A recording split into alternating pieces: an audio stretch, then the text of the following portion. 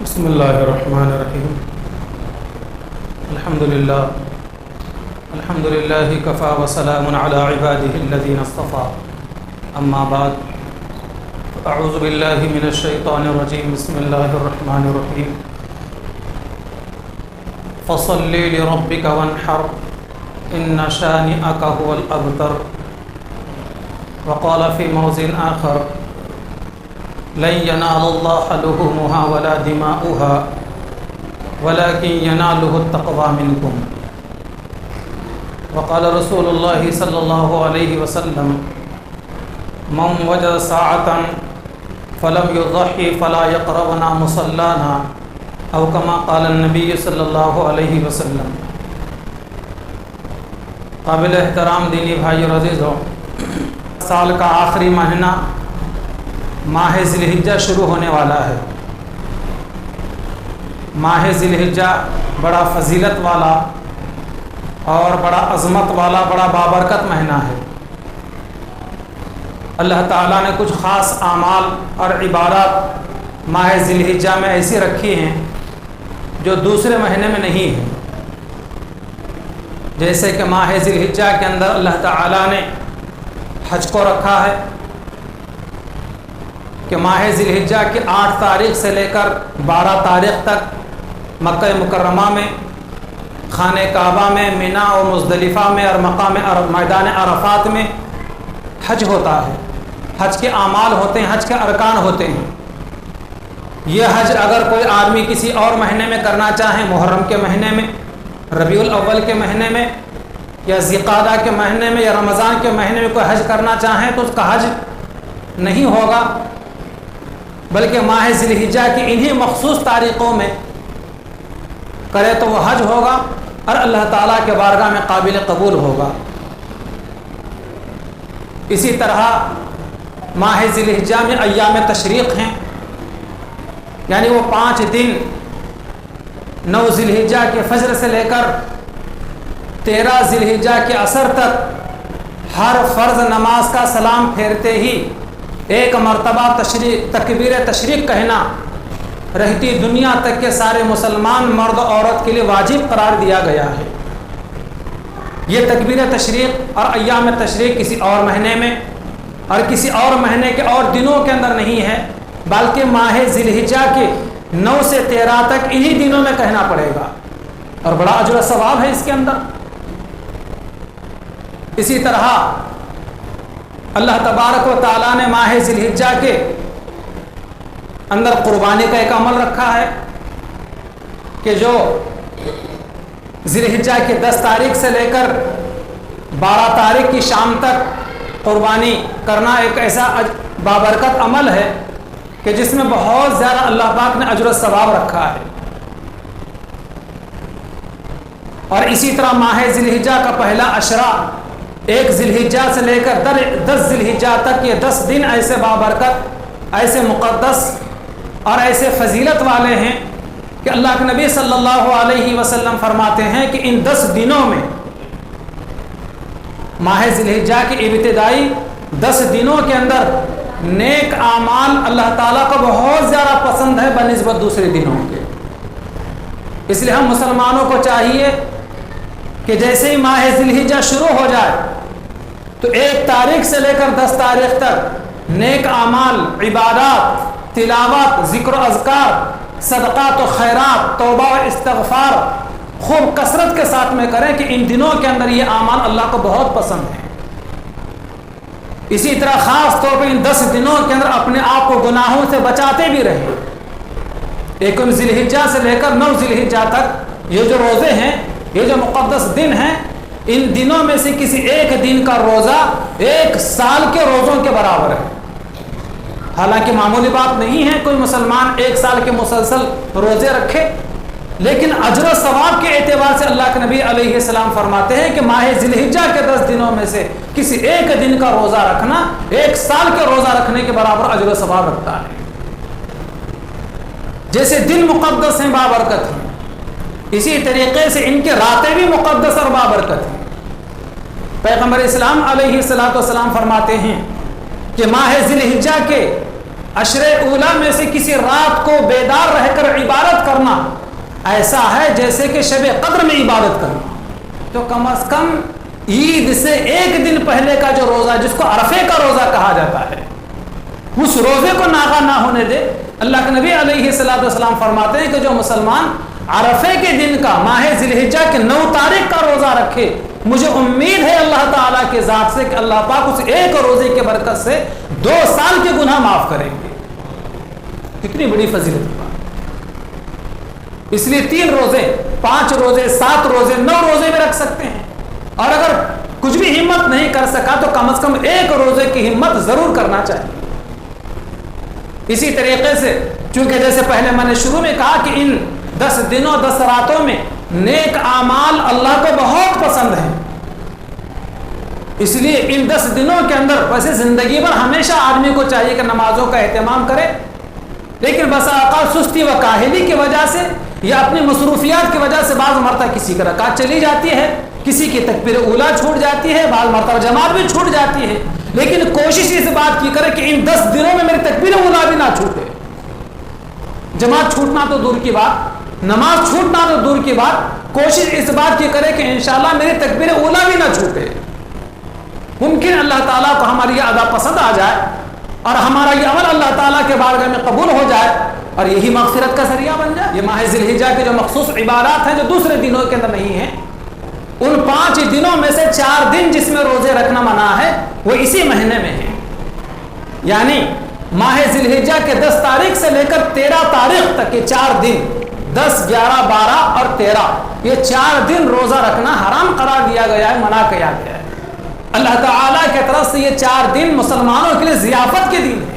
اور 5واں دن عید الفطر کا دن, رمضان کے اختتام پر 1 شوال کو جو دن آتا ہے وہ دن کہ اس دن میں روزہ رکھنا منع ہے, حرام ہے. اس کے علاوہ باقی سال بھر روزہ نفل رکھنا چاہیں تو اجازت ہے, اس کی رکھ سکتا ہے. قربانی اس مہینے میں اور اس مہینے کے 10 تاریخ سے لے کر 12 تاریخ تک جو کی جاتی ہے یہ بڑا مبارک عمل ہے. یہ قربانی کا عمل حضرت آدم علیہ السلام کے زمانے سے شروع ہے. اپنی حیثیت کے مطابق جانور خریدنا چاہیے, مقابلہ آرائی نہیں ہونا چاہیے کہ فلاں صاحب نے 50 کا لایا ہے تو میں 75,000 کا لاؤں گا. یہ نہیں, آپ اپنی حیثیت کے مطابق لائیے, کسی اور سے تقابل نہ ہو, مقابلہ نہ ہو, اپنی حیثیت کے مطابق لائیے. اور کوئی بڑائی اور کوئی شہرت اور کوئی ریاکاری نام و نمو دکھلاوا ہرگز نہ ہو. تو اللہ تبارک و تعالیٰ قربانی کے جانور کے ایک ایک بال کے بدلے اللہ تعالیٰ ایک ایک نیکی عطا فرماتے ہیں. لیکن قربان جائیے, پیغمبر اسلام جناب محمد الرسول اللہ صلی اللہ علیہ وسلم کے صدقے میں اللہ تعالیٰ نے ہمارے نیتوں پر پردہ ڈال دیا ہے کہ کون کس نیت سے قربانی کر رہا ہے, اس کا راز کھلے گا قیامت کے دن. لیکن دنیا میں اللہ تعالیٰ نے حضور پاک علیہ السلام کے صدقے میں سر پردہ ڈال دیا ہے کہ کون کس نیت سے قربانی کرتا ہے. اور اس امت محمدیہ کے مالداروں کو حکم یہ ہے کہ وہ قربانی کریں, خود بھی کھائیں اور اپنے رشتہ داروں کا, غریبوں کو بھی دے. پہلے یہ حکم نہیں تھا, بلکہ جگہ پر رکھ دیا جاتا تو ایک مقام پر آگ جلا دیا کرتی. 3 دن مسلسل ابراہیم علیہ السلام کو خواب ہوتا ہے کہ میں اپنے بیٹے کو ذبح کر رہا ہوں, اور پیغمبروں کا خواب سچا ہوتا ہے, جو رات میں دیکھتے ہیں صبح اس کی تعبیر نگاہوں کے سامنے ہوتی ہے. ابراہیم علیہ السلام سفر کر کے مکہ پہنچتے ہیں اور پہنچنے کے بعد بیٹے کے سامنے اپنا خواب بیان کرتے ہیں. دیکھیں فرمانبردار بیٹا بھی کہتا ہے, ابا جان آپ نے جو خواب دیکھا ہے تو اس پر جلدی سے عمل کر لیجئے. چنانچہ ابراہیم علیہ السلام تیاری کرتے ہیں اور اپنے بیٹے کا ہاتھ پکڑ کر قربان کرنے کے لیے, ذبح کرنے کے لیے مینا کی طرف لے کر چلتے ہیں. ایک اتنا عظیم کام کہ کوئی باپ اللہ کی خوشنودی کے خاطر اپنے بیٹے کو, اور وہ بھی اکلوتا ایک بیٹا جو بڑھاپے کے زمانے میں پیدا ہوا ہو. ظاہر بات ہے کہ بڑھاپے کی اولاد بڑی محبوب ہوتی ہے ماں باپ. اتنا محبوب مال اللہ تعالیٰ کے راستے میں قربان کرو, کتنا بڑا عمل ہے یہ. لیکن شیطان اس کو کہاں دیکھ سکتا تھا, اس لیے راستے میں 3 مقامات پر شیطان نے ابراہیم علیہ السلام کو بہکانے کی بھرپور کوشش کی۔ اللہ کے حکم سے حضرت ابراہیم علیہ السلام نے تینوں مرتبہ تینوں مقامات پر 7 کنکریاں مار کے اس کو دفع کر دیا۔ آج ان 3 مقامات کے اوپر 3 جمرات بنے ہوئے ہیں۔ جمرۃ العقبہ یعنی بڑا شیطان، اور دوسرا جمرۃ الوسطی منجلا یعنی درمیانہ شیطان، اور جمرۃ الاولی یعنی چھوٹا شیطان۔ ایسے 3 جثے اور 3 ستون بنے ہوئے مینا کے میدان کے اندر۔ اور حجاج کرام کے اعمال میں سے، ان کے ارکان میں سے ایک عمل یہ ہے کہ 3 دن مسلسل ان 3 شیطانوں کو کنکریاں مارنا۔ لیکن جہاں پر ابراہیم علیہ السلام نے اپنے بیٹے کی قربانی کے لیے کو لٹایا تھا اور ذبح کرنے کی بھرپور کوشش کی تھی، اس جگہ پر پرانا ٹائپ کا ایک 5 سے 6 فیٹ کا مینار بنا ہوا ہے۔ وہ مقام ہے جہاں پر ابراہیم علیہ السلام نے اسماعیل علیہ السلام کو ذبح کرنے کی کوشش کی، اور اس وقت تک اپنے بیٹے کے گلے پر چھری گھماتے رہے جب تک کہ آسمان سے یہ صدا نہ آئی، قد صدقت الرؤیا انا كذلك نجزي المحسنین، کہ ابراہیم آپ نے تو اپنا خواب پورا سچ کر بتلایا، ہم ایسے ہی نیکوکار بدلوں کو بہتر بدلا دیا کرتے ہیں۔ یہ کہنا تھا، یہ صدا یہ آسمان سے کہ فر اسماعیل علیہ السلام کا گلا ہٹ گیا اور جنت کا مینڈا اس چھری کے نیچے ذبح ہو کر پڑا۔ اس وقت سے جس تاریخ کو ابراہیم علیہ السلام نے اپنے بیٹے کا گلا ذبح کرنے کے بجائے مینڈے کا ذبح کر دیا، ان کی چھری سے ذبح ہو گیا، بلکہ اللہ کی طرف سے کروا دیا گیا، اس تاریخ سے لے کر آج تک مخصوص قسم کے حلال جانوروں کو خدا کی خوشنودی کے خاطر اجر و ثواب کی نیت سے مخصوص دنوں میں 3 دنوں میں 10، 11، 12 ذی الحجہ کو اللہ کے نام پر ذبح کرنا مالداروں کے لیے واجب قرار دیا گیا۔ عموماً آج بہت سارے بھائی ہمارے مسئلہ پوچھتے بھی ہیں، یہ غلط فہمی بلکہ غلط عمل آج ہمارے معاشرے کے اندر ہے کہ کوئی آدمی اگر پہلی مرتبہ زندگی میں قربانی دے رہا ہے تو وہ یہ سمجھتا ہے کہ میں حضور کے نام سے قربانی دوں، پھر دوسرے سال سمجھتا ہے کہ میں اپنے ماں باپ کے نام سے قربانی دوں، اس کے بعد پھر اپنے نام سے کرنا چاہے تو کریں ورنہ نہ کریں، میں تو حضور کے نام سے قربانی کر چکا ہوں، اور اپنے بوڑھے یا اپنے مرے ہوئے ماں باپ کے نام سے قربانی کر چکا، میری چھٹی ہو گئی۔ یوں عام طور پر مسلمان بہت سارے سمجھتے ہیں، اور اس قسم کا رواج بے شمار مسلمانوں کے اندر موجود ہے۔ بھائیوں یہ یاد رکھنا، یعنی کہ بہت ساری چیزیں مالداروں کی، جیسے حج کرنا مالداروں کی عبادت ہے، زکات دینا مالداروں کی عبادت ہے، عقیقہ کرنا مالداروں کا عمل ہے، صدقہ فطر نکالنا مالداروں کا عمل ہے، اسی طریقے سے قربانی کرنا بھی مالداروں کا عمل ہے۔ جس کے پاس مال ہے، جس کے پاس روپیہ ہے، وہ قربانی اپنی طرف سے کرے، اپنی طرف سے قربانی کرتے ہوئے مزید اس کے پاس میں گنجائش ہے، مال کی بہتات ہے، ٹھیک ہے، حضور کے نام سے بھی قربانی دیجیے، اپنے بوڑھے ماں باپ کی طرف سے بھی قربانی دیجیے، یا مرحوم والدین کی طرف سے بھی قربانی دیجیے۔ لیکن کسی مسلمان کا اپنی طرف سے قربانی کرنا چھوڑ کر حضور کی طرف سے قربانی دینا، یا مرحومین کی طرف سے قربانی دینا، یا اپنے بوڑھے ماں باپ کی طرف سے قربانی دینا، ایسا ہے جیسے کہ مغرب کی نماز ہے، کوئی آدمی مغرب کی 3 رکعت فرض نماز چھوڑ دے اور 2 رکعت نفل پڑھ لے، 2 رکعت نفل کا ثواب تو مل جائے گا، لیکن 3 رکعت فرض نہ پڑھنے کا گناہ تو ہوگا کیا؟ اس لیے مسئلہ سمجھنے کی ضرورت ہے، اپنے معاشرے گھر میں بھی اس بات کو چلائیں۔ بعض مرتبہ بڑی عمر کے حضرات اس بات کو سمجھتے نہیں، ہم جب تک زندہ ہمارے نام سے قربانی بیٹے، ہاں ہم مر جائیں تو تمہارے نام سے کرنا۔ بعض بوڑھے اس طریقے سے پٹی پڑھاتے ہیں اور اولاد مجبور ہوتی ہے۔ اس لیے جو کماتا ہے، جس کے پاس روپیہ پیسہ ہے، اس پر قربانی ہے۔ اگر گھر میں بوڑھا باپ ہے، کچھ کماتا نہیں بیچارہ، وہ جب تھا قربانی دے چکا، بوڑھی ماں گھر کے اندر کچھ بھی نہیں ان کے پاس، قربانی ان پر واجب نہیں ہے۔ آپ دیتے ہیں تو آپ کا احسان ہے، ثواب ملے گا، لیکن اپنا دیتے ہوئے اپنے بوڑھے ماں باپ کا، اپنا چھوڑ کر اپنے ماں باپ کے نام سے نہیں۔ تو یہ قربانی جو ہے کرنا چاہیے۔ ابراہیم علیہ السلام کے زمانے سے یہ عمل آج تک جاری ہے، اور قیامت تک انشاءاللہ یہ عمل جاری رہے گا۔ یہ حدیث مبارکہ آپ کو سن کر حیرت ہوگی، بلکہ بدن پر رونگٹے کھڑے کرنے والی یہ حدیث مبارکہ ہے، خاص طور پر ان احباب کے لیے، ان بھائیوں کے لیے اور ان بہنوں کے لیے جن کے پاس مال موجود ہے، جن کے پاس روپیہ پیسہ موجود ہے، جن کے پاس میں سونا اور چاندی موجود ہے، ان لوگوں کے لیے اللہ کے نبی علیہ الصلوۃ والسلام فرماتے ہیں من وجد ساعۃ فلم یضحی، جو آدمی قربانی کرنے کی گنجائش پاتا ہے، فلم یضحی، پھر بھی قربانی نہ کرے، فلا یقربنا مصلانا، ایسا آدمی عید کے دن ہمارے عیدگاہ کے قریب نہ آئے۔ جو آدمی قربانی کرنے کی گنجائش پاتا ہے، جانور خرید سکتا ہے، اگر اتنے پیسے نہ ہو تو ایک حصہ لے سکتا ہے، گنجائش موجود ہے، پھر بھی قربانی نہیں کرتا، پیغمبر اسلام علیہ الصلوۃ والسلام فرماتے ہیں کہ ایسا مسلمان عید کے دن ہمارے عیدگاہ پر نہ آئے۔ کتنی بڑی وعید ہے! اس لیے محترم بزرگوں، دوستو، 8-10,000 4-5,000 روپے کہاں خرچ نہیں ہوتے۔ اللہ کا دیا ہوا مال اللہ کے نام پر قربانی کے اس عمل میں اگر ہمارا صرف ہوتا ہے، خرچ ہوتا ہے، تو سعادت مندی کی بات ہے، کوئی پریشانی اس کو محسوس نہیں ہونا چاہیے۔ اسی طرح بعضوں کے مسئلہ بھی چلا رہے ہیں کہ ایک گھر میں ایک فرد اگر قربانی دے دے تو گھر کے سارے افراد کی طرف سے قربانی ہوتی ہے۔ یاد رکھنا، یہ دھوکہ دیا جا رہا ہے۔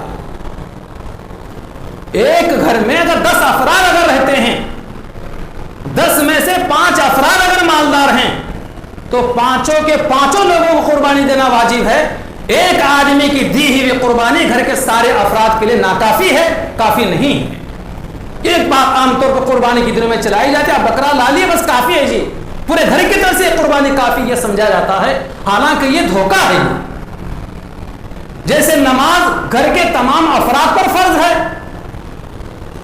جیسے کہ روزہ گھر کے تمام افراد پر فرض ہے، زکوٰۃ گھر کے تمام مالداروں پر فرض ہے، اسی طریقے سے قربانی کا عمل بھی گھر کے ان تمام افراد پر ہے جن کے پاس مال موجود ہے۔ آپ کماتے ہیں، آپ کے پاس مال ہے، آپ پر بھی ہے، اور آپ کی اہلیہ جن کے پاس اتنے زیورات ہیں جو نصاب کے برابر پہنچتے ہیں، تو ان کی طرف سے ایک آدھ حصہ یا ایک آدھ جانور یا ایک آدھ بکرا لینا ضروری ہے، ان پر بھی قربانی واجب ہے۔ جیسے قربانی مردوں پر ہے، اسی طریقے سے قربانی عورتوں پر بھی واجب ہے۔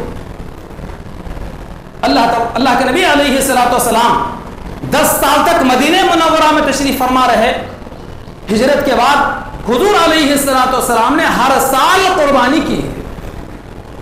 بعض لوگوں کا یہ سمجھنا کہ ایک آدھ مرتبہ حضور کے نام سے قربانی کر لی گئی، یا ایک آدھ مرتبہ گھر کے بوڑھے ماں باپ کی طرف سے قربانی کر لی گئی، اس کے بعد قربانی موقوف کر دینا، قربانی کا عمل چھوڑ دینا، یہ عمل صحیح نہیں ہے، بلکہ مالداروں کے لیے ہر سال قربانی ہے۔ جیسے کہ ہر سال زکوٰۃ دیتے ہیں، اسی طریقے سے ہر سال قربانی فرمائے۔ چونکہ ماہ ذی الحجہ شروع ہونے کے لیے 2 دن باقی ہیں، ذی قعدہ کے 28 تاریخ ہیں، جن لوگوں کو اللہ پاک نے، جن بہنوں جن بھائیوں کو اللہ پاک نے مال اور دولت سے، روپے پیسے سے، سونا چاندی سے نوازا ہے، ایسے لوگ قربانی کا ارادہ رکھتے ہیں، اور قربانی کا ارادہ کرنا چاہیے اور قربانی کی تیاری بھی کرنا چاہیے۔ ایسے تمام لوگوں کے لیے قربانی کا ارادہ رکھتے ہیں، قربانی کی تیاری کر رہے ہیں اور قربانی کی نیت کر چکے ہیں، تو ایسے تمام مسلمان مرد و عورتوں کے لیے ماہ ذی الحجہ کا چاند نظر آنے کے بعد اپنی حجامت بنوانا، اپنے بدن کے کسی بھی جگہ کے بال کاٹنا یا ناخن کاٹنا منع ہے۔ اس لیے ہمارے وہ بھائی جو قربانی کا ارادہ رکھتے ہیں، نیت کر چکے ہیں یا نیت کریں گے، تو وہ اتوار کے دن یا ہفتے کے دن مغرب سے پہلے اپنے حجامت بنوا سکتے ہیں، ناخن کاٹ سکتے ہیں۔ اس کے بعد اس وقت تک نہ کاٹیں جب تک کہ ہمارا جانور قربانی کا ذبح نہیں ہو جائے۔ ہاں، جب ہمارا قربانی کا جانور ذبح ہو جائے تو پھر اس کے بعد اپنی حجامت بنوا سکتے ہیں، مونچھ بال کاٹ سکتے ہیں، ناخن کاٹ سکتے ہیں۔ اللہ تعالیٰ سے دعا ہے کہ اللہ تعالیٰ ہمارے اس عظیم عمل کے اندر ہر قسم کی رکاوٹوں کو دور فرمائے، اور تمام عالم اسلام کے مسلمانوں کو بہت ہی ذوق اور شوق کے ساتھ اور اخلاص و للہیت کے ساتھ قربانی والا عمل کرنے کی توفیق عطا فرمائے۔ آمین و آخر دعوانا ان الحمد للہ رب العالمین۔